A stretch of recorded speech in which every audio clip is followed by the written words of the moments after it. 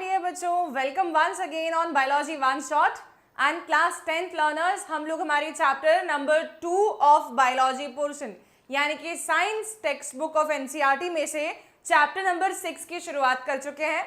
And in the previous lecture we have already started studying control and coordination. ठीक है, तो control and coordination के basics हम लोगों ने शुरू कर लिए। अलॉन्ग विद दैट हमने स्ट्रक्चर ऑफ न्यूरॉन को भी समझ लिया था कंप्लीटली। साइनाप्सेस क्या क्या टाइप की होती है, जैसे कि इलेक्ट्रिकल एंड केमिकल साइनाप्स, ये भी हम लोग कंप्लीटली स्टडी कर चुके हैं। Now in today's class we will be moving forward and studying reflex action and reflex arc. हम लोग क्या पढ़ने वाले हैं आज की क्लास में? Will be studying reflex action and reflex arc. क्या होता है रिफ्लेक्स एक्शन और क्या होता है रिफ्लेक्स आर्क, इसको समझने के पहले बहुत बेसिक से कुछ बात करते हैं। फॉर एग्जाम्पल मैंने कहा कि तुम्हारे सामने तुम चल रहे हो ज़मीन पे और तुम्हारे पैर के जस्ट नीचे एक बहुत बड़ा सा तुम्हें कांच का टुकड़ा नजर आता है। तुम चल रहे हो, अचानक तुम्हारी नजर पड़ी कांच के टुकड़े पे, तो will you be putting your leg on that और you will be withdrawing it like this? आप एकदम पीछे हो जाएंगे, राइट? आप पैर नहीं रखेंगे अगर आपने उसको देख लिया है तो। ऐसा ही होगा। क्या हम एकदम फास्ट और इंस्टैंटेनियस एक्शन लेते हैं इस मोमेंट ऑफ टाइम पे? है ना? क्यों लेते हैं? क्योंकि हम चाहते हैं कि हमारी बॉडी प्रोटेक्टेड रहे। नोबडी वांट्स कि उसका ब्लड लॉस हो जाए और वो उसका पैर पे चोट लग जाए और उसको बहुत खून बहे। Nobody wants like this, right? Will be taking action very fast, quickly, reflexly, in no time. बिल्कुल समय वेस्ट नहीं करेंगे और हम ये एक्शन लेंगे। सेकेंड एग्जाम्पल बताती हूँ। मान लो तुम किचन में गए, तुम्हें पता नहीं है कि किचन में क्या रखा हुआ है ना, और एक बहुत ही हॉट पॉट रखा हुआ है गैस स्टोव के ऊपर। आप जाते जाते आपको पता नहीं है कि वो क्या है, आपने एकदम से होल्ड कर लिया उसे। और क्या आप उसको पकड़ के रखेंगे और बोलेंगे कि यार ये बहुत गर्म है, शायद मुझे हार्म पहुंचा सके, इसलिए मैं इसको रख देता हूँ या रख देती हूँ? Will there be a thought process involve in this thing? I will be saying no ma'am, this will be a very fast reaction. ठीक है, this will be sudden onset of reaction and a quick response generated towards it in no time. बहुत कम समय में हम फटाफट उसको रख देंगे, रखेंगे नहीं, फेंक देंगे कई बार तो will be just throwing it. क्यों हम ऐसे कर रहे हैं? बिकॉज उससे हमारी बॉडी को नुकसान हो सकते थे। ठीक है, हमारे हाथ जल सकते थे और इसलिए हमने बहुत ही इमीडिएट एक्शन लिया। थर्ड एग्जाम्पल बताती हूँ। आप अच्छे खासे बैठे हुए हैं रूम में, ठीक है, बहुत भरी गर्मी के समय की बात है, बहुत तेज़ सनलाइट है। आप एकदम से कोई बेल बजाता है and you are just moving out of your dark room into the light. एकदम धूप आपकी आंखों पे पड़ती है, तो क्या वो जो धूप एकदम से आपकी आंखों में पड़ती है तो आप एकदम से अपनी आंखें छोटी नहीं कर लेते? क्या आपने सोच के किया कि यार क्योंकि धूप आ रही है इसलिए मैं अपनी आंखें छोटे कर लेती हूँ या कर लेता हूँ ताकि मेरी आंखों के रेटिना पोर्शन को इतने सारे सनलाइट से डैमेज नहीं पहुंच जाए? नहीं, इतना सोचने का टाइम नहीं है। एकदम आंखें छोटी होती हैं। फोटोग्राफर फोटो क्लिक करता है रात में आपकी, और मान लो कि फ्लैश लाइट चमकी, आंखें बंद हो जाती हैं, है ना? क्या ये चीज़ हमारी वॉलंटरी कंट्रोल या कॉन्शियस एफर्ट के कारण हो रही है? क्या मेरे दिमाग में बहुत सोचना पड़ रहा है इसको करने के लिए? नहीं, क्योंकि ये ऐसा डिसीजन नहीं है जिसके लिए मेरे माइंड को सोचना पड़े। बॉडी को प्रोटेक्ट करना, हमारी बॉडी को प्रोटेक्ट करना हमारा उद्देश्य है एक तरीके से। This is definitely one of the aim of life. We need to protect our body, right? And because of this particular thing I can say my body has design something. हमारी body में एक system run कर रहा है, एक proper तरीके का process है जो कि हमें ये क्विक प्रॉब्लम्स से सडनली प्रॉब्लम्स जो हमारे सामने अराइज हो रही हैं उनसे हमें एकदम से बचा के बाहर निकाल ले। ठीक है, that system will be your reflex action और रिफ्लेक्स आर्क, जो कि रिफ्लेक्स आर्क एक पाथवे है जिसके कारण से रिफ्लेक्स एक्शन जनरेट हो रहा है। ठीक है, तो क्या ये बात समझ आई? तो क्या मैं ऐसा बोल सकती हूँ कि reflex action, if I want to define it, अगर मैं डिफाइन करना चाहूँ कि रिफ्लेक्स एक्शन क्या होगा, तो हम देखो डिफाइन कैसे करते हैं। Reflex action, a quick or sudden or instant response towards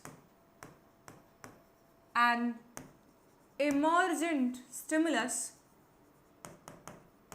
बच्चों अपनी लैंग्वेज में लिखवा रही हूँ डेफिनेशन, ठीक है, किसी किताब की लैंग्वेज नहीं, its own language of mind. A quick or sudden or instant response towards an emergent stimulus generated in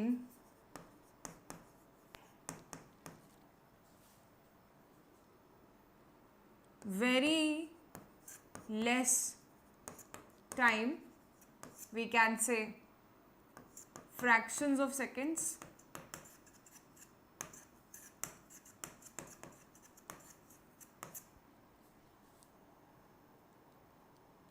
कैसे, अब कॉन्शियस नहीं है ये, विदाउट कॉन्शियस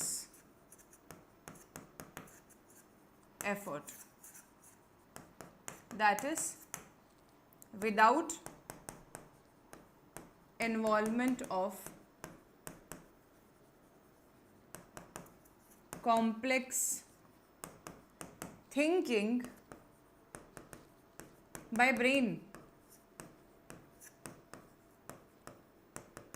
अब बात क्या हो गई इस डेफिनेशन में, आप लोगों को एक बात समझ आई होगी कि यहाँ पर विदाउट इन्वॉल्वमेंट ऑफ ब्रेन ये रिएक्शन जनरेट हो रही है. तो हमारी बॉडी में ब्रेन के अलावा और कौन रिस्पॉन्स जनरेट करवा सकता है? हमारी बॉडी में सेंट्रल नर्वस सिस्टम के अंदर दो मेजर पार्ट्स हैं. सेंट्रल नर्वस सिस्टम क्या होता है? आपकी बॉडी के सेंट्रल एक्सिस पे रन करने वाला नर्वस सिस्टम. सेंट्रल एक्सिस पे ब्रेन है और सेंट्रल एक्सिस पे प्रेजेंट है आपकी स्पाइनल कॉर्ड, जो कि वर्टिब्रल कॉलम के अंदर रन करती है. तो वो स्पाइनल कॉर्ड जो है वो भी सेंट्रल नर्वस सिस्टम का पार्ट है, ठीक है.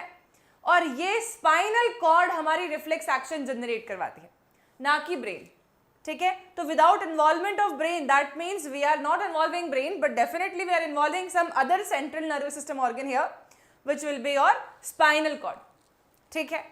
तो अब ये हाथ के पास में ज्यादा स्पाइनल कॉर्ड है, ना कि ब्रेन, ऐसा मान के चलेंगे ना हम, क्योंकि हमारी जो हाथ है वो पेरिफेरल नर्वस सिस्टम के पार्ट है और उसके पास स्पाइनल कॉर्ड पड़ेगी.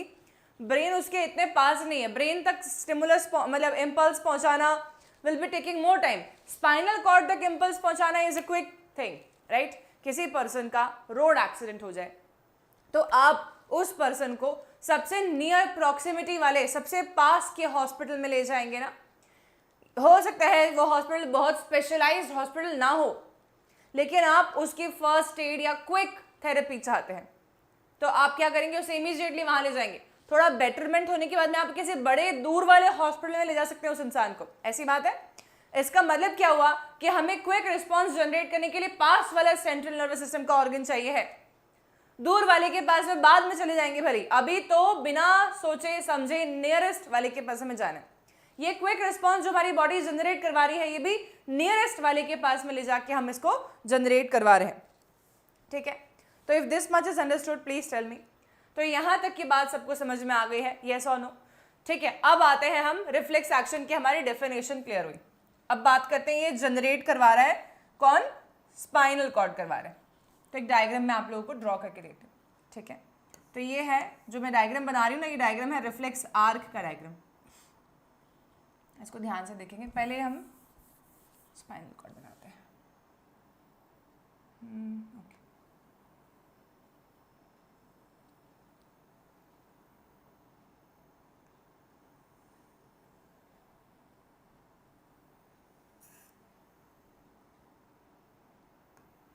ओके बच्चों, स्पाइनल कॉर्ड का डायग्राम जो मैं बना रही हूँ उसको ध्यान से देखिएगा.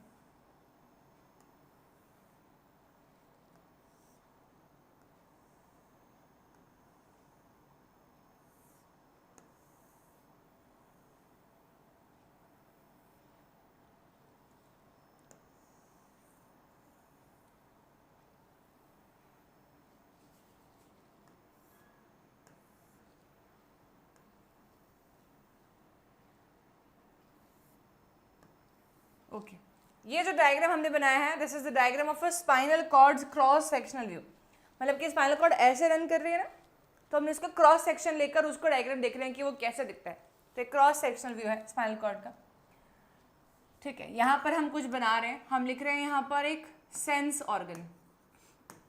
हमारी बॉडी में सेंस ऑर्गन कौन कौन से हैं ये तो हमने लास्ट क्लास में समझा था, जैसे कि हमारी आईज, उसमें विजन के लिए रिसेप्टर्स होते हैं, हमारी टंग उसमें गस्टैटो रिसेप्टर्स होते हैं, ठीक है, हमारी स्किन उसमें बहुत सारे touch sensitive, pressure sensitive receptors होते हैं, फिर हमारी नोज उसमें ऑल फैक्टरी रिसेप्टर्स होते हैं स्मेल के लिए रिस्पॉन्सिबल, आपके ईयर जिसमें कि बैलेंसिंग के लिए रिसेप्टर्स भी होते हैं और हियरिंग के लिए भी रिसेप्टर्स प्रेजेंट होते हैं। अच्छा 1 सेकेंड ना, इसमें भी और इसमें भी ये काम करना पड़ेगा, हमें बल्जेस बनाने पड़ते हैं बच्चों, क्योंकि स्पाइनल कॉर्ड में प्रेजेंट होता है डॉर्सल रूट गैंग्लियन, और गैंग्लियन मतलब कि एक बल्ज है, ठीक है, और ये वेंट्रल रूट गैंग्लियन हो जाता है, डॉर्सल रूट गैंग्लियन और ये वेंट्रल रूट। डॉर्सल और वेंट्रल का मतलब क्या हो गया, ये हमारी बॉडी का पीठ वाला हिस्सा है तो डॉर्सल, और ये आगे का हिस्सा हो गया तो वेंट्रल, मतलब कि स्पाइनल कॉर्ड का पीछे वाला हिस्सा ये है और आगे वाला हिस्सा ये है, ठीक है, मतलब मैं बोल रही हूँ ये वाला हिस्सा जो पीछे है ये डॉर्सल है और मेरे आगे स्पाइनल कॉर्ड का हिस्सा होगा, ये कॉर्ड है, ये पीछे का हिस्सा हो गया डॉर्सल और ये आगे का हिस्सा हो गया वेंट्रल, ठीक है, ऐसी बात हो रही है। तो यहाँ पर ये गैंग्लियंस हमने बनाए। चलिए अब आ जाते हैं न्यूरॉन पे। सेंस ऑर्गन है, ये आपका न्यूरॉन है जो कि आ रहा है किसी सेंस ऑर्गन से, ये थोड़ा सा डिफरेंट टाइप का न्यूरॉन है बच्चों, इसमें साइटॉन ये नहीं है, ये डेंड्राइट है और ये साइटॉन है, ठीक है, मतलब ये ऐसे डेंड्राइट है और फिर ये ऐसे साइटॉन है थोड़ा आगे जाके और फिर आके एक्सॉन आएगा। बच्चों ऐसे न्यूरॉन्स को अपन क्या बोलते हैं बताएं, हम बोलते हैं स्यूडो यूनिपोलर टाइप के न्यूरॉन्स। ये आप लोग 11th क्लास में पढ़ेंगे। अभी तो सिर्फ बेसिक बात समझ लीजिए कि एक डेंड्राइट हिस्सा है, डेंड्राइट्स रिसेप्टर की तरह फंक्शन करते हैं, ये हम सब जानते हैं। तो ये डेंड्राइट हो गया रिसेप्टर, ठीक है, अच्छा ये हो गया साइटॉन, ठीक है। नाउ इसका ये वाला पोर्शन आके सेंट्रल नर्वस सिस्टम के स्पाइनल कॉर्ड वाले पोर्शन में उसके अंदर के हिस्से में आ रहा है, ठीक है, यहाँ पर आ रहा है, यहाँ पर ये साइनैप्स बना रहा है किसी और न्यूरॉन के साथ में, यहाँ पर ये साइनैप्स बना रहा है किसी और न्यूरॉन के साथ में, तो ये साइनैप्स बना दिया इसने और ये न्यूरॉन जो है जाकर यहाँ पर लास्ट करते हैं। ऐसी भी पॉसिबिलिटी हो सकती थी बच्चों कि यहाँ पर जो ये न्यूरॉन साइनैप्स बना रहा है ना, बीच में एक छोटा न्यूरॉन और आता और उसके बाद में ये लंबा न्यूरॉन आता। ऐसी पॉसिबिलिटी भी हो सकती थी, ठीक है। ये साइटॉन हो गया, डेंड्राइट साइटॉन, इसलिए अपन डायरेक्ट बना रहे हैं, डेंड्राइट नहीं बना के अपन समझ लेंगे ये साइटॉन है और ये एक्सॉन है, ठीक है। अब इसकी लेबलिंग समझते हैं। देखिए तो ये हो गया स्पाइनल कॉर्ड का cross sectional view, cross section of spinal cord, ठीक है। यहाँ पर क्या दिख रहा है हमें, तो we all can see here is a central neural canal. ये भी हमारे काम की नहीं है, हम जो लेबलिंग कर रहे हैं ना वो किसी काम की नहीं है। अभी जो काम की चीज़ें रिफ्लेक्स एक्शन के लिए सिर्फ वही लेबल करते हैं। This neuron which is coming from the sense organ towards the central nervous system, sense organ से आके स्पाइनल कॉर्ड तक आ रहा है। इस न्यूरॉन को क्योंकि ये सेंस ऑर्गन से आ रहा है हम बोलेंगे सेंसरी न्यूरॉन। क्या बोलेंगे, सेंसरी न्यूरॉन। कहाँ तक आ रहा है, सेंट्रल नर्वस सिस्टम में। किस तक आ रहा है, स्पाइनल कॉर्ड तक, ठीक है, तो स्पाइनल कॉर्ड तक आ गया। फिर ये जो न्यूरॉन है, क्या ये न्यूरॉन जाके मसल के ऊपर साइनैप्स कर रहा है? अगर हाँ, तो जो भी न्यूरॉन्स मसल के पास जाते हैं साइनैप्स करने के लिए, उन न्यूरॉन्स को हम बोलते हैं काम करवाने वाले न्यूरॉन्स, मोटर न्यूरॉन्स। काम किससे करवाते हैं अपन हमेशा, मोटर न्यूरॉन से करवाते हैं। मोटर न्यूरॉन्स ही मसल्स के पास जाते हैं, न्यूरोमस्कुलर जंक्शन बनाते हैं, तो ये मोटर न्यूरॉन हो गया। फिर ये भी मोटर न्यूरॉन होना चाहिए, बिल्कुल ये भी मोटर न्यूरॉन है क्योंकि मसल के पास जा रहे हैं, ओके। अच्छा, अब मैं बोलूंगी कि यार ये जो बीच में एक न्यूरॉन और हमें नजर आ रहा है, ये छोटा सा, ये न्यूरॉन क्या है? इस न्यूरॉन को हम बोलते हैं इंटर न्यूरॉन। इंटर न्यूरॉन जो कि सेंटर में प्रेजेंट न्यूरॉन है, उसको हम बोलते हैं इंटर न्यूरॉन। ये न्यूरॉन प्रेजेंट हो भी सकता है, नहीं भी हो सकता है, दोनों बातें। इसलिए अपन ने दोनों केसेस बना के देखे। एक केस अपन ने देखा ए केस, ये पूरा सेंस ऑर्गन से लेकर, सेंसरी न्यूरॉन से लेकर, साइनैप्स से लेकर, मोटर न्यूरॉन से लेकर मोटर ऑर्गन तक। ये वाला जो केस है अपना, ये केस हो गया ए केस, ठीक है। और एक केस अपन देखते हैं बी केस, सेंस ऑर्गन से, सेंसरी न्यूरॉन से लेकर, इंटर न्यूरॉन से लेकर, मोटर न्यूरॉन से लेकर मोटर ऑर्गन तक, ये केस हो गया बी केस, ठीक है। ए केस में इंटर न्यूरॉन नहीं है, बी केस में इंटर न्यूरॉन प्रेजेंट है, ओके। अब क्या है, ये पूरा जो स्ट्रक्चर की ड्राइंग अपन ने बनाई, डायग्राम अपन ने बनाया, इसको हम लोग बोलते हैं रिफ्लेक्स आर्क। रिफ्लेक्स आर्क का क्या मतलब है, वो पाथवे जो कि इमर्जेंट सिचुएशंस में ब्रेन को भी अवॉइड करके हमारी स्पाइनल कॉर्ड रन करवा देती है, ताकि हम उस इमर्जेंट सिचुएशन से बिना कॉन्शियस एफर्ट लगाए ही बाहर आ सके, हम कोई क्विक रिस्पॉन्स जनरेट कर सके टुवर्ड्स एनी इमरजेंट सिचुएशन।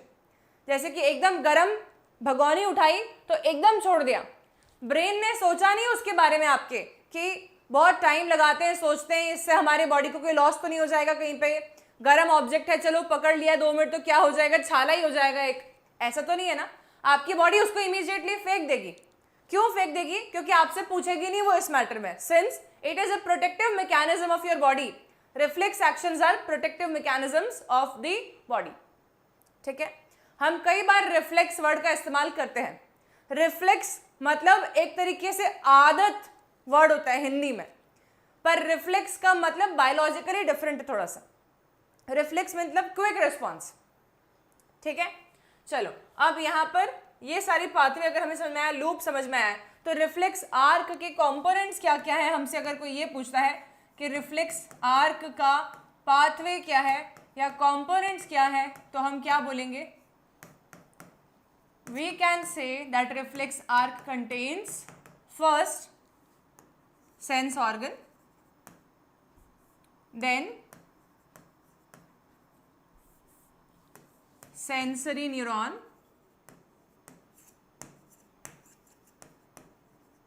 इसको हम लोग एफेरेंट न्यूरॉन भी बोलते हैं, ठीक है। एफेरेंट मतलब सीएनएस तक जाने वाला। फिर आता है क्या, स्पाइनल कॉर्ड, वहां पर ये साइनैप्स बना रहा है। फिर क्या आता है, इफेरेंट न्यूरॉन, अपन पाथवे 1 पढ़ रहे हैं, जिसमें कि अपन ने इंटर न्यूरॉन के बारे में बात नहीं करी, और इसी को बोलते हैं अपन मोटर न्यूरॉन। मोटर न्यूरॉन और इफेरेंट न्यूरॉन। इफेरेंट मतलब कि इफेक्टर ऑर्गन से काम करवाने वाला, और इफेक्टर ऑर्गन कौन है, मसल्स, तो ये हो जाएगा इफेरेंट न्यूरॉन। और इसके बाद में क्या आ जाएगा, इसके बाद में आ जाएगा आपका मोटर ऑर्गन यानी कि मसल्स। मोटर ऑर्गन यानी कि मसल्स। मसल्स कौन सी, स्केलेटल मसल्स, जो हमारी हड्डियों के साथ में जुड़ी हुई मसल्स हैं, उसकी हम बात कर रहे हैं। जो हमारी बॉडी के विसरल ऑर्गन्स में है, जैसे कि हार्ट में, स्टमक में, उसकी बात नहीं कर रहे हैं अपन। Only the muscles which are attached to the skeleton of the body are called as skeletal muscles, वहां तक की बात हो रही है, ठीक है। तो दिस पाथवे और this loop is called as reflex pathway और रिफ्लेक्स आर्क, ठीक है। This is called as reflex arc. यहाँ पर ये जो रिफ्लेक्स आर्क हमने कंपोनेंट्स देखे, ये फर्स्ट वाला जो केस है रिफ्लेक्स आर्क, इस रिफ्लेक्स को हम लोग बोलते हैं मोनोसिनेप्टिक रिफ्लेक्स। मोनोसिनेप्टिक रिफ्लेक्स, ठीक है। एक रिफ्लेक्स होती है पॉलीसिनेप्टिक रिफ्लेक्स। उस पॉलीसिनेप्टिक रिफ्लेक्स को अपन ने पढ़ा था पाथवे बी में, याद करिए, जहां पर हमने देखा कि सेंस ऑर्गन से इम्पल्स लेकर जाता है सेंसरी न्यूरॉन, जो कि जाके साइनैप्स बनाता है पहले तो इंटर न्यूरॉन के साथ में, फिर इंटर न्यूरॉन साइनैप्स करता है किसके ऊपर, तो हम बोलेंगे कि it will be synapsing on the motor neuron, और फिर मोटर न्यूरॉन जो है ये साइनैप्स किस पे करता है, it will be synapsing on the motor organ, ठीक है। तो ये जो पाथवे है, this will be polysynaptic reflex pathway, ठीक है बच्चों। यहाँ पर मैं स्पाइनल कॉर्ड ना भी लिखूँ ना तो भी चलेगा, लेकिन लिख देंगे तो क्योंकि 10th क्लास के लेवल पर पढ़ रहे हैं तो आपको पता होना चाहिए कि कौन से ऑर्गन में जा रहा है ये। तो सेंट्रल नर्वस सिस्टम के स्पाइनल कॉर्ड के पास जा रहा है ये एफेरेंट न्यूरॉन, ठीक है। तो ये हुआ रिफ्लेक्स आर्क या रिफ्लेक्स पाथवे। सेकेंड वाले केस में एक से ज्यादा साइनाप्सेस बन रहे थे, तो हम इसलिए इसको बोलेंगे पॉलीसाइनैप्टिक रिफ्लेक्स, ठीक है। अच्छा, ये डायग्राम देखो अब एक बार। साइनाप्स क्या होता है ना, तो तुमको क्लियर कर देती हूँ इस डायग्राम की मदद से, ज्यादा इजी होगा। यहाँ पर ये सेंसरी न्यूरॉन है, आ रहा है इधर सेंट्रल नर्वस सिस्टम में आया। क्या इसने यहाँ पर एक साइनाप्स बनाया, एक साइनाप्स बनाया बस। सेंट्रल नर्वस सिस्टम में कितने साइनाप्स बने इस रिफ्लेक्स आर्क में, एक ही साइनाप्स बना, तो मोनोसिनेप्टिक रिफ्लेक्स पाथवे, ठीक है। बहुत क्विक एक्शन है इसमें, बिल्कुल ही वेट नहीं कर रहा है ये, ठीक है, एक्शन प्रोड्यूस करने में। एक और पाथवे होता है, सेंस ऑर्गन से आया, इंटर न्यूरॉन के पास में एक साइनाप्स बनाया सेंसरी न्यूरॉन ने, फिर इंटर न्यूरॉन ने एक और साइनाप्स बनाया सेंट्रल नर्वस सिस्टम के अंदर ही, मतलब स्पाइनल कॉर्ड में ही, मोटर न्यूरॉन के साथ में, दो साइनाप्स हो गए, तो क्या बोलेंगे, पॉलीसिनेप्टिक रिफ्लेक्स, ठीक है।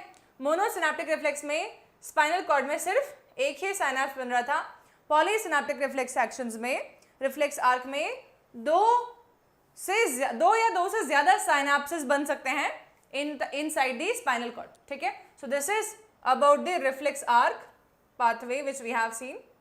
Now your NCERT mentions this diagram. आपकी NCERT ये वाला डायग्राम बताती है बच्चों। NCERT ने जो डायग्राम बनाया है ना, उसमें उन्होंने डायरेक्टली पॉलीसिनेप्टिक रिफ्लेक्स पाथवे का डायग्राम बना दिया, जहां पर उन्होंने बोला सेंस ऑर्गन से सेंसरी न्यूरॉन जा रहा है, ठीक है। ये देखो, ये वाला साइटॉन पोर्शन है, ये डॉर्सल रूट गैंग्लियन है, यहाँ जा रहा है और ये बना रहा है एक साइनाप्स इंटर न्यूरॉन के साथ में, इंटर न्यूरॉन साइनाप्स कर रहा है मोटर न्यूरॉन के साथ में, मोटर न्यूरॉन वापस से आ रहा है और मसल के पास या इफेक्टर ऑर्गन के पास में जाकर साइनाप्स कर रहे हैं। तो ये जो पाथवे है, this is called as reflex arc. कई बार आपसे क्वेश्चंस में सीक्वेंस पूछा जाता है, सीक्वेंस में correct sequence of reflex arc बताना है। Sense organ, sensory neuron, inter neuron, motor neuron and then motor organ, ये करेक्ट पाथवे है किसी भी जनरलाइज क्वेश्चन में, ठीक है। चलो, तो ये समझ में आ गया हमें, इतना पोर्शन हमें अगर समझ में आ गया है तो हम इसका एनसीईआरटी पोर्शन की रीडिंग एक बार थोड़ी सी लगा के देखते हैं। Okay, now when we study NCERT for this, हमारे पास सामने जो लैंग्वेज आने वाली है वो थोड़ी डिफरेंट हो सकती है जो हमने भी समझा उससे, क्योंकि एनसीईआरटी ने ना आप लोगों को क्लास 10th का बहुत छोटा बच्चा समझ रखा है, और हर चीज़ में एनसीईआरटी के जब स्टेटमेंट्स हम पढ़ते हैं तो वो बहुत ही क्यूटली फ्रेम्ड होते हैं, मुझे ऐसा लगता है। थोड़ा सा इलेबोरेटिव पढ़ाती हूँ मैं क्लास में, ताकि आप लोगों की कॉन्सेप्ट स्ट्रांग हो जाए, और जो एनसीईआरटी का क्यूट सा टेक्स्ट है ये भी अपन एक बार पढ़ लेते हैं। So let's see this. तो हमारे पास में क्या है, what happens in reflex action, ऐसे एनसीईआरटी तुमसे ही पूछ रही है बच्चों, 10th क्लास में तुम हो, तुम्हें समझाने की जगह पे एनसीईआरटी तुम्हारे से ही पूछ रही है what happens in reflex actions. ठीक है, देखते हैं। Reflex is a word we use very commonly when we talk about some sudden action in response to something in the environment. ठीक है, रिफ्लेक्स वो वर्ड है जो कि हम एकदम इस्तेमाल करते हैं किसी सडन रिएक्शन के लिए, जो कि एनवायरमेंटल किसी चेंज के प्रति रिस्पॉन्स है हमारा, है ना। We say I jumped out of the way of the bus reflexly.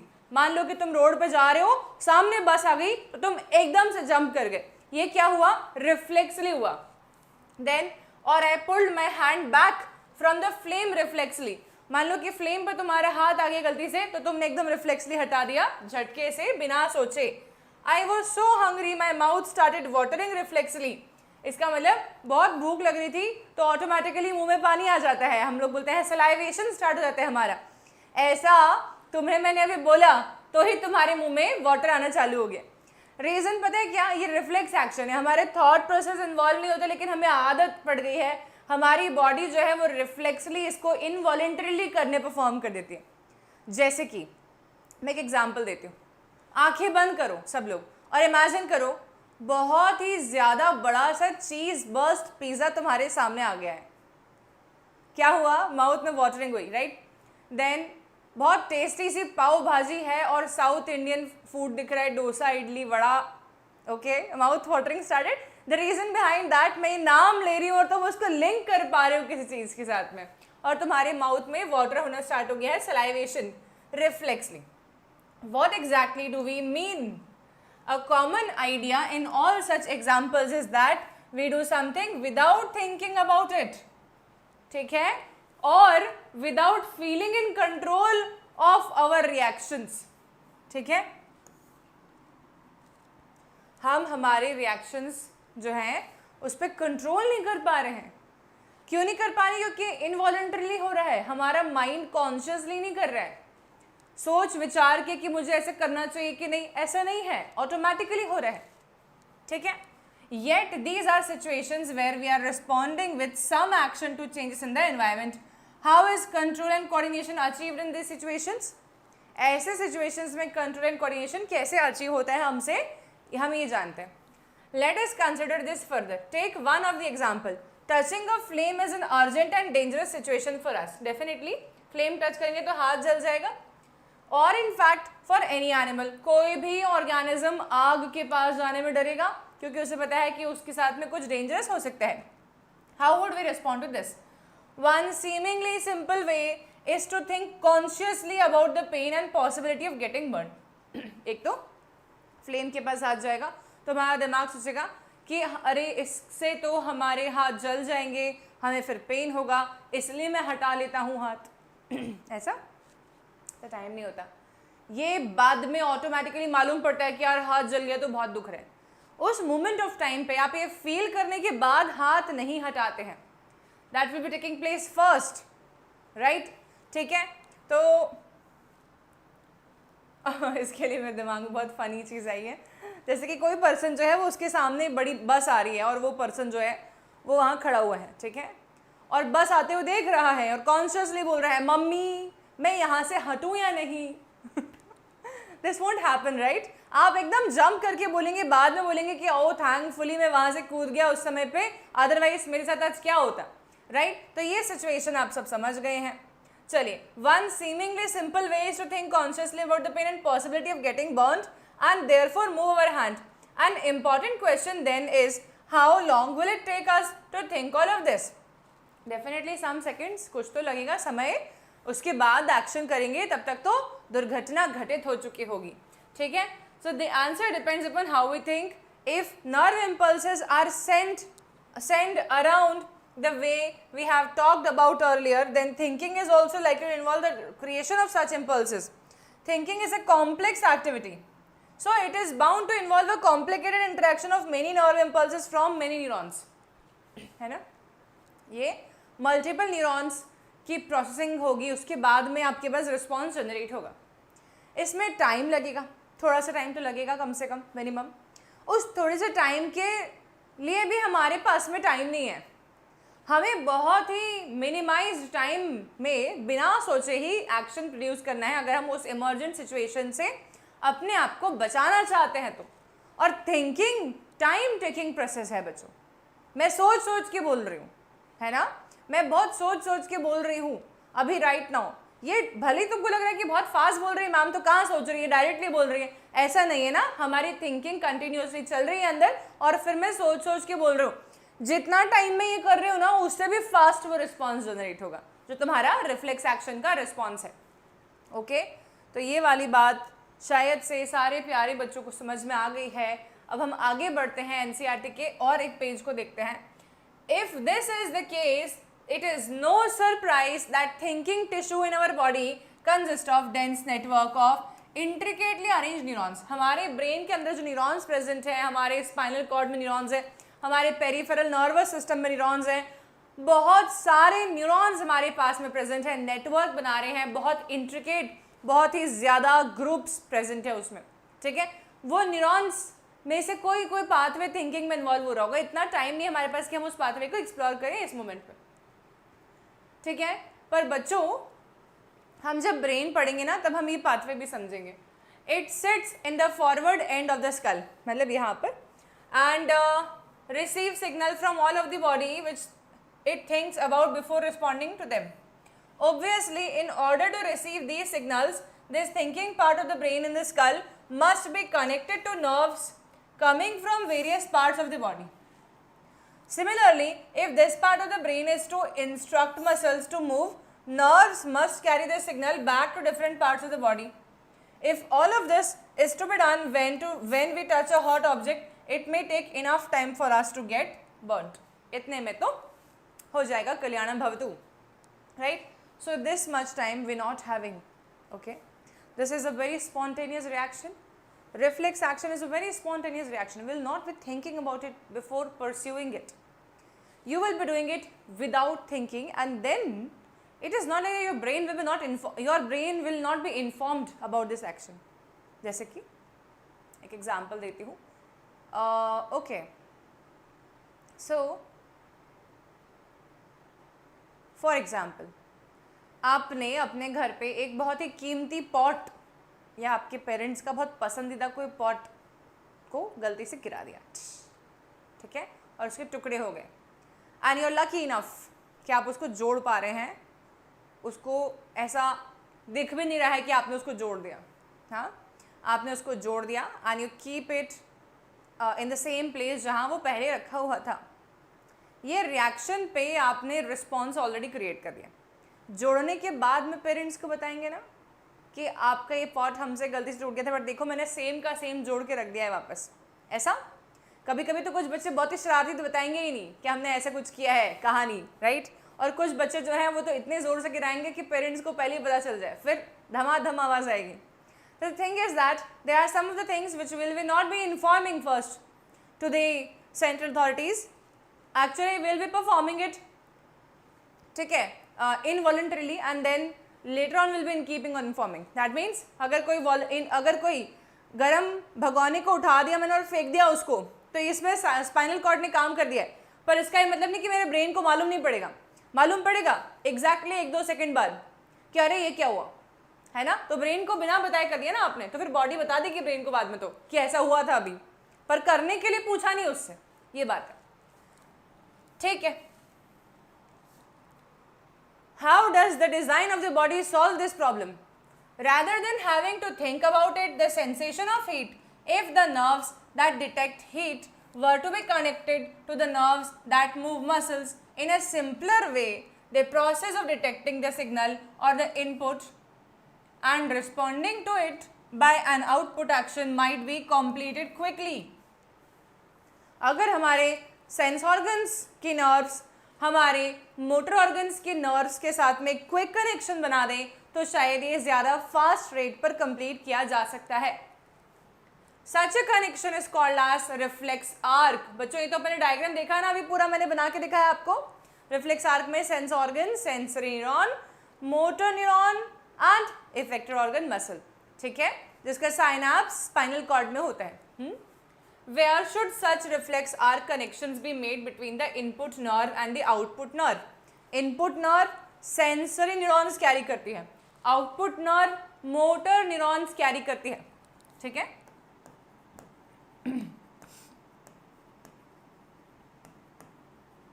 And यहाँ पर आ जाएगा मोटर न्यूरॉन्स. बच्चों एनसीईआरटी से पढ़ के मज़ा आ रहा है कि नहीं? कमेंट में बता दिया करो यार. The best place, of course, would be the point where they first meet each other. Nerves from all over the body meet in a bundle in the spinal cord on their way to the brain. ठीक है, जब ये सब nerves हमारी peripheral organs से, हमारे sense organs से brain तक जाती हैं, तब बीच में एक जंक्शन पॉइंट पे ये टकराते हैं, सब आपस में वहीं पर मीट करते हैं और वो जंक्शन पॉइंट है स्पाइनल कॉर्ड, ठीक है. Reflex arcs are formed in the spinal cord itself, although the information input goes on to reach the brain. ठीक है, मतलब बाद में वो ब्रेन तक भी जाएगा ही इंफॉर्मेशनल इनपुट, पर टेम्पररी टाइमिंग की बात हो रही है तो ऐसा. Of course, reflex arcs have evolved in animals because the thinking process of the brain is not so fast enough. हमारे ब्रेन के लिए बोल रहे हैं ऐसा कि हमारा ब्रेन का थिंकिंग प्रोसेस बहुत फास्ट नहीं है. The thing is like yes, बहुत फास्ट जितना होना चाहिए उतना नहीं है, टाइम लगता है, फ्रैक्शंस ऑफ सेकेंड्स तो लगते ही हैं. इतना सफिशिएंट है यू नो सब ख़त्म कर देने के लिए भी, राइट. तो इस कारण से रिफ्लेक्स आर्क जो है वो इवॉल्व हो रही हैं. इवॉल्व होने का मतलब समझ रहे हैं आप लोग? इवॉल्व होने का मतलब मैंने कहा रिफ्लेक्स आर्क्स के भी टाइप्स हो गए. Monosynaptic reflexes, polysynaptic reflexes. ठीक है, तो ये क्या हुआ, इवोल्यूशनरी पर्सपेक्टिव हुआ। ठीक है, in fact many animals have very little or none of the complex neuron networks needed for the thinking, so it is quite likely that reflex arcs have evolved as efficient ways of functioning in the absence of true thought process। मतलब कि कई सारे ऐसे organisms, ऐसे दूसरे animals भी होते होंगे जिनका थॉट प्रोसेस इतना कॉम्प्लिकेटेड नहीं है हमारी तरह, पर फिर भी वो भी इमर्जेंट सिचुएशंस के प्रति क्विक रिस्पॉन्स शो कर देते हैं, क्योंकि उनके अंदर भी रिफ्लेक्स आर्क पाथवे इवॉल्व हुआ है ताकि वो इमर्जेंट सिचुएशन से अपने आप को सडनली बचा सकें। ठीक है, however even after complex neuron networks have come into existence, reflex arcs continue to be more efficient for quick responses। ठीक है बच्चों, अब ये सब तो था एनसीईआरटी की कहानी, एनसीईआरटी की भाषा। मैं तुम लोगों को कुछ और भी बताना चाहती हूँ। ठीक है, तो मैं आप लोगों को एक छोटी सी बात बताती हूँ जो काफ़ी इंटरेस्टिंग होती है और हम 11th में पढ़ते हैं, पर आपको अभी बता देंगे तो भी कोई प्रॉब्लमेटिक बात नहीं, आपको मज़ा आएगा इसमें। तो मैं आपको बता रही हूँ टाइप्स ऑफ रिफ्लेक्सेस। ठीक है, पहला क्राइटेरिया अपन लेते हैं on the basis of number of synapse. ये तो अपन ने ऑलरेडी पढ़ा, इसमें हमने दो टाइप के रिफ्लेक्स एक्शंस पढ़ी, एक थी मोनोसिनेप्टिक रिफ्लेक्स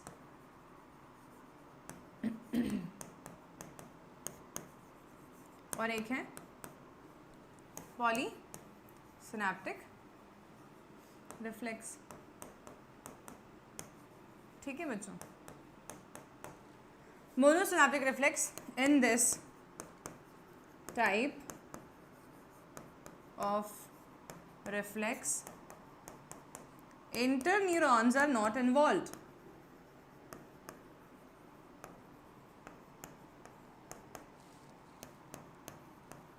ठीक है, and sensory neuron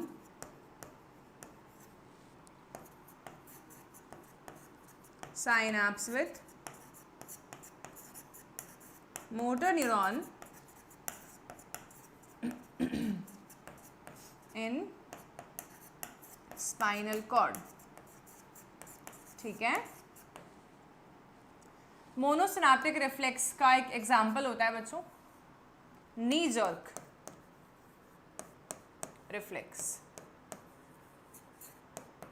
ठीक है, एल्बो जर्क रिफ्लेक्स और नी जर्क रिफ्लेक्स। ठीक है, तो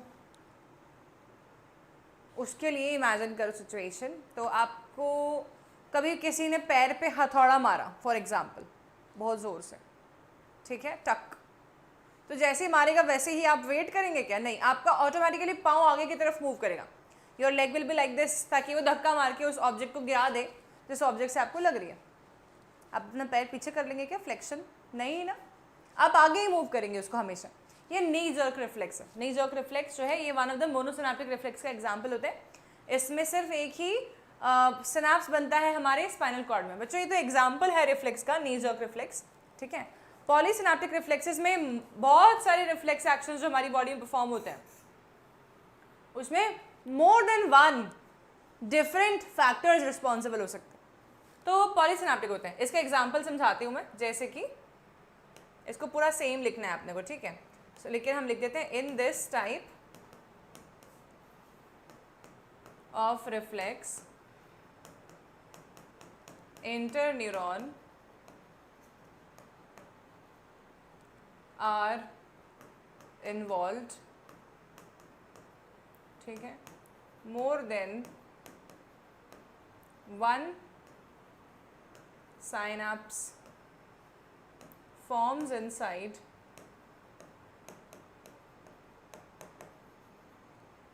spinal cord।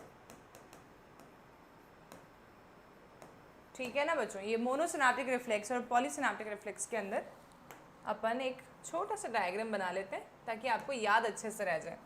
पहले तो अपन एक काम करते हैं, इसको पूरे को ऊपर मूव कर देते हैं। जगह बहुत ज़्यादा लेती हूँ शायद मैं लिखने में।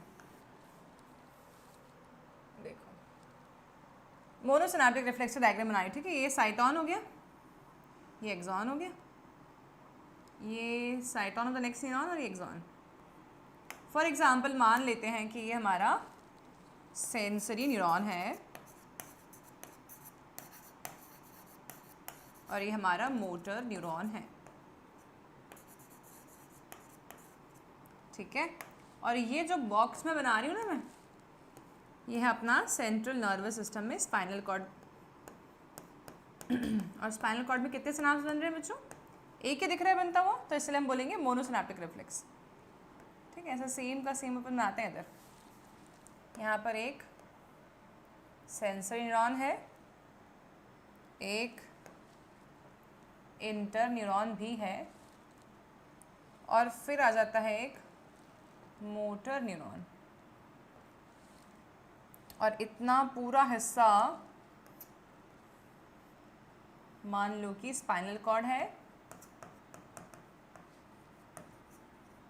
और ये हमारा सेंसरी न्यूरॉन था,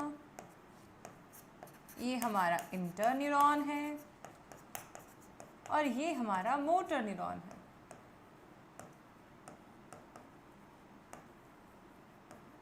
कितने साइनाप्स बन रहे हैं बच्चों? यहाँ पर एक साइनाप्स 1 और ये दूसरा साइनाप्स 2। इसका मतलब हो गया मोनो नहीं पॉली, ठीक है।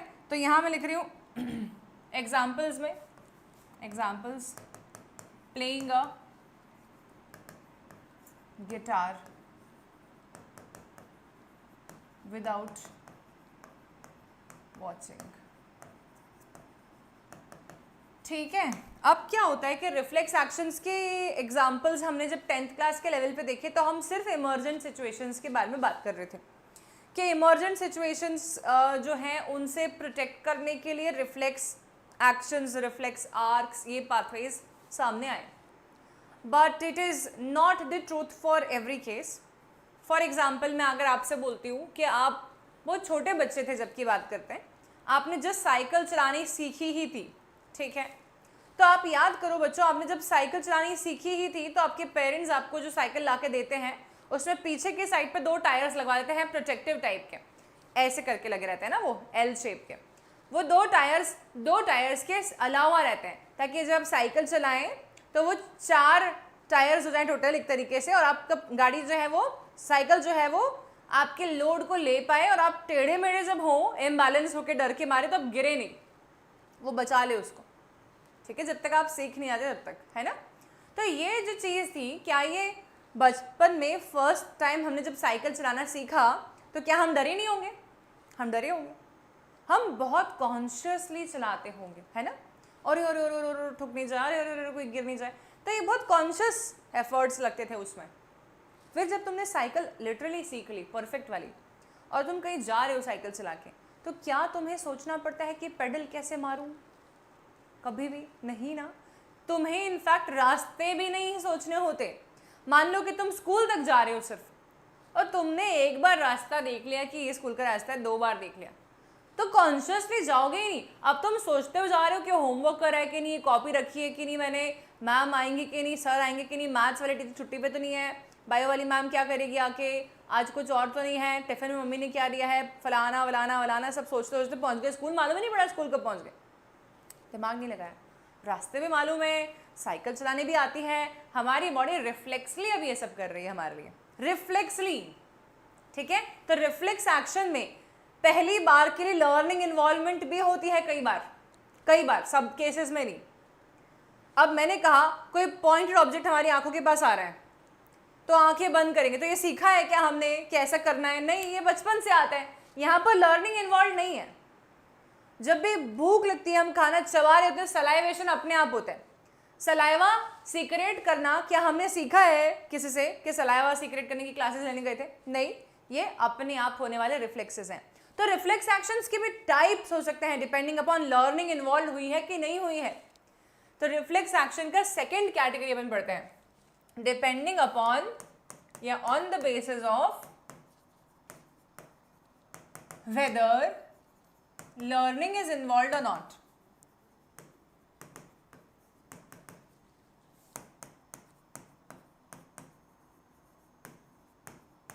ठीक है, रिफ्लेक्स एक्शन के टाइप्स देखते हैं। एक होता है अनकंडीशनड रिफ्लेक्स,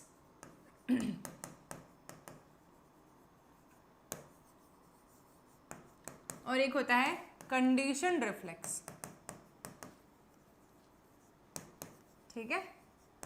अनकंडीशनड रिफ्लेक्स में no condition, no learning involve,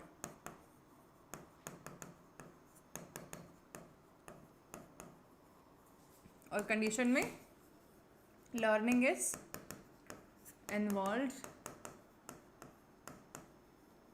initially, ठीक है ना। अच्छा, इसके अनकंडीशन रिफ्लेक्स के एग्जाम्पल्स अपन देखते हैं। तो जैसे नी जर्क रिफ्लेक्स, ये हो जाएगा सलाइवेशन अपॉन टेस्टिंग फूड, खाने को टेस्ट करते समय सलाइवेशन होना बहुत ही बिना सीखा हुआ रिफ्लेक्स एक्शन है, अनकंडीशन रिफ्लेक्स है। थर्ड एग्जाम्पल अपन लिखते हैं यहाँ पर, नीजक हो गया, हाँ, क्लोजिंग आइज अपॉन इंटरैक्टिंग या upon pointing, upon being pointed by a sharp object.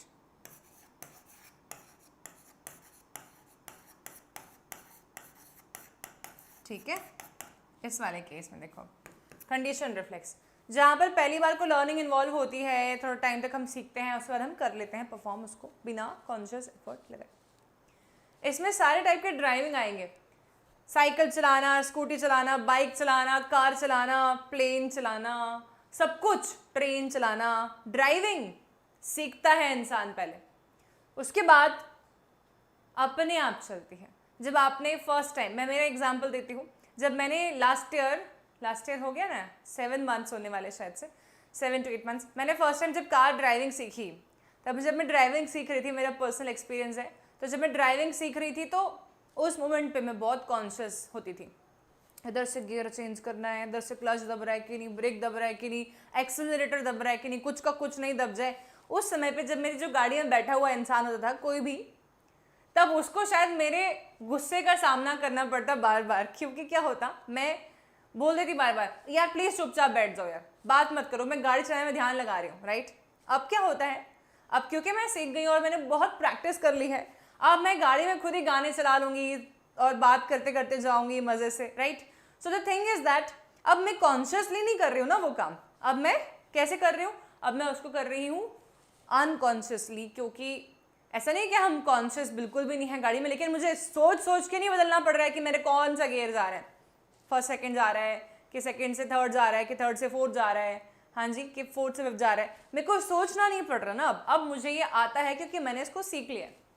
वैसे तुम्हारे साथ भी हुआ होगा, साइकिल जब सीखे तब कितने डर रहे थे, अभी बोलो साइकिल अरे चला के आते हैं मजे से। स्कूटी जिन्हें नहीं सीखी है प्लीज़ सीख लो ना, मुझे बिल्कुल पसंद नहीं वो बच्चे जो गाड़ी चलाना नहीं जानते। आप अपने आप में बहुत ही सक्षम होने चाहिए हमेशा, you should be capable of driving every time, you should not be dependent upon anyone in the life ever, ठीक है। आपके पास गाड़ी हो तो बहुत अच्छी बात है, नहीं हो तो किसी की भी लेकर चलाना सीख जाओ, सीखना ज़रूरी है। स्कूटी की बात कर रही हूँ, बाइक की बात कर रही हूँ, लेकिन 10th क्लास के बाद जब लाइसेंस बन जाए तब, अभी तो तुम साइकिल वगैरह चलाया करो, ठीक है। मैं कोई ऐसा स्टेटमेंट नहीं दे रही हूँ कि तुम्हारे पेरेंट्स तुमको यू नो बोलें कि अरे मैम क्या बता रही है, पर आपको ड्राइविंग आनी चाहिए, राइट। अब सुनो, कंडीशन रिफ्लेक्स ड्राइविंग हो गया। दूसरा केस, क्या मैं ये बोल सकती हूँ कि कंडीशन रिफ्लेक्स से कोई इंस्ट्रूमेंट सीखना, पियानो बजाना, गिटार बजाना, ये सब जो चीज़ें हैं, क्या वायलिन बजाना, ये सब जो चीज़ें हैं ये सब एक बार सीखी जाती हैं। फिर मैंने कई बार देखा है पियानिस्ट टिंग टिंग टिंग टिंग टिंग टिंग टिंग टिंग टिंग ऊपर देख के बजा रहा है, भाई कीज देखो ना, नहीं उनको पता है कि कहाँ पर है, उनके फिंगर्स नहीं बजा के पहुँचेंगे जहाँ पर कीज उनको बजानी है, बिकॉज अब उनको इस कॉन्शियस एफर्ट की रिक्वायरमेंट नहीं होती है ना। टाइपिस्ट टक टक टक टक टक टक टक, और खाने में क्या बनाया, टक टक टक टक, टिफिन क्या लेके आया, टक टक टक, उनका टाइपिंग चल रहा होता है, साथ में बराबर चल रहे होते हैं वर्ड्स, और उनने गलत लिख दिया तो मालूम पड़ता है, बीच में डिलीट भी कर जा रहे हैं, वापस से रीटाइप भी कर दिया, देख के जरा और रहे हैं टाइप क्या कर रहे हैं, ये क्या हुआ, ये कंडीशन रिफ्लेक्स हुआ, सीख गए हैं, आता है। अब दिमाग को कॉन्शियस एफर्ट लगाने की रिक्वायरमेंट नहीं, ये आपके एनसीईआरटी 10th में नहीं दिया बच्चों, पर अच्छी बात है तो समझा दी। तो इसके एग्जाम्पल्स देखते हैं। ठीक है, ये क्या हो जाएगा? Playing an instrument without looking at it,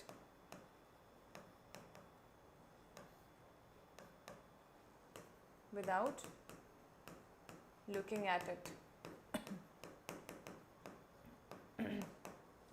And bicycling, driving, of anything. Okay, और एग्जाम्पल, एक एग्जाम्पल और आ रहा है मेरे माइंड में। बहुत सारी आंटी लोग जब एक बारी वो कढ़ाई बुनाई, क्या बोलते, स्वेटर्स बनाना, जो स्वेटर बनाते हैं, तो वो बनाना, जब वो बनाना सीख लेती है तब उसके बाद में उनका स्वेटर ही बन रहा होता है। हालांकि पूरी कॉलोनी की बुराई हो चुकी होती है उतने टाइम ड्यूरेशन में, पर उनका स्वेटर बन के बराबर तैयार है। उन्हें देखा भी नहीं होगा शायद बीच में, उसको एक दो बार देखा होगा ऐसे ऐसे करने के लिए। फिर क्या, ये सब क्या चीज़ें, ये अगर मैं, मेरे ऐसा इंसान या अपन छोटे बच्चे जो आप लोग हो, बिना सीखे हुए लेके बैठे, तो अपन will be ending up in mess और नथिंग एल्स, राइट।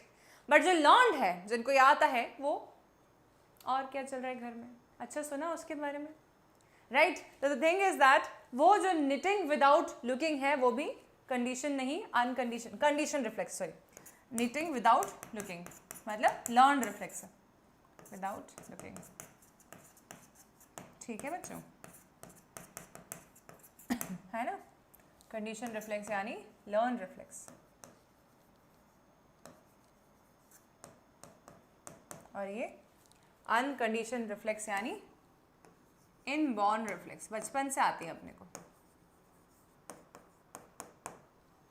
ऐसा। ओके, सो ये हमने क्या समझा, रिफ्लेक्स एक्शन पढ़ा, रिफ्लेक्स एक्शन के टाइप्स पढ़े, रिफ्लेक्स आर्क पढ़ा, हमने काफ़ी कुछ पढ़ लिया है। अब हम लोग एक दो आपके इमेजेस से मैं और हेल्प कर देती हूँ। एक लास्ट इमेज दिखा रही हूँ बच्चों, ये वाली, ये इमेज देख लिया सबने, है ना, ये हमें मालूम है कि क्या है, ठीक है। अब आपके एनसीईआरटी पूछती है कि क्या होगा जब आप अचानक से धूप में निकल जाएं, क्या होगा जब आप अचानक से धूप में निकल जाएं, वो इवेंट्स क्या होंगे। Bright light suddenly facing my eyes will be trying to protect themselves, how, just by constricting the pupil. Pupil वो एरिया है हमारी आंखों का जिसकी मदद से लाइट रेज अंदर जाते हैं रेटिना तक। ये कॉन्स्ट्रिक्ट कर दूंगी, छोटा कर दूंगी स्पेस को, तो ज़्यादा लाइट रेज नहीं जाएंगी, डैमेज नहीं होगा एकदम से, ठीक है। सो सडनली ब्राइट लाइट जब होती है तो हमारा प्यूपल जो है वो कॉन्स्ट्रिक्ट हो जाता है, ये देखो थोड़ा छोटा हो गया साइज में, प्यूपल कॉन्स्ट्रिक्ट। और अगर हम एकदम सनलाइट से डार्कनेस में चले गए तो हमारी आंखों को डायलेट होना पड़ता है, मीनिंग हमारे प्यूपल को डायलेट होना पड़ता है ताकि हम ज़्यादा देख पाएँ, ज़्यादा रोशनी जाए तो कुछ तो इमेज बने, ठीक है। So this is how it will be working. इसके कुछ मैंने आप लोगों के लिए स्टेटमेंट्स लिख दिए हैं। आपसे पूछते हैं NCERT, events when a bright light is focused on your eyes, तो क्या इवेंट्स होंगे, तो अपन डायरेक्टली देखते हैं। When a strong light shines into our eyes, the receptor cell takes the information and sends it to the sensory neuron, which then sends it to the brain, where it is reverted by a motor neuron, which closes the pupil. बच्चों अब ये एक reflex action तो है, पर spinal cord के involvement में नहीं, ये ब्रेन के इन्वॉल्वमेंट हो रही है, और रिफ्लेक्स एक्शन नहीं है। रिफ्लेक्स एक्शन है पर रिफ्लेक्स एक्शन नहीं है, स्पाइनल कॉर्ड के पास मैसेज पहुंचा के ब्रेन के पास नहीं पहुंचेंगे, डायरेक्टली ब्रेन के पास ही जा रहा है, ठीक है। When strong light is focused on the eyes, the chain of events begin with receptor, which transmit impulse to the sensory neuron, sends them to brain. The impulse passes from brains to the eyes through motor neuron, and the ocular muscles will be contracting in response. The iris controls diameter and size of the pupil, which governs the quantity of light entering the eyes. ठीक है, तो this is all for the today's class. तो ये हमारा question था, NCERT ने पूछा event क्या होंगे जब ब्राइट लाइट सडनली आंखों में पड़ेगी, तो ये इवेंट्स होंगे। सेंसरी न्यूरॉन जो है उस इंफॉर्मेशन को, इम्पल्स को रिसीव करेगा, और सेंसरी न्यूरॉन्स जो हैं वो उसको भेजेंगे ब्रेन तक, ब्रेन भेजेगा मोटर न्यूरॉन की मदद से मसल्स तक। आंखों की मसल्स में आइरिस की जो मसल्स हैं वो कॉन्ट्रैक्ट करेंगी, और प्यूपिल जो है वो हमारा कॉन्स्ट्रिक्ट हो जाएगा, ठीक है। So this is all about the reflex action and reflex arc, and in the very next class now we'll be studying the structure of brain and information related to brain. इसके अलावा जो भी आपका human nervous system वाला portion है वो हम अगले क्लास में खत्म कर देंगे, ठीक है। तो by this I am ending this session here only. Bye everybody, and don't forget to like, share and subscribe the channel Biology One Shot. Thank you so much.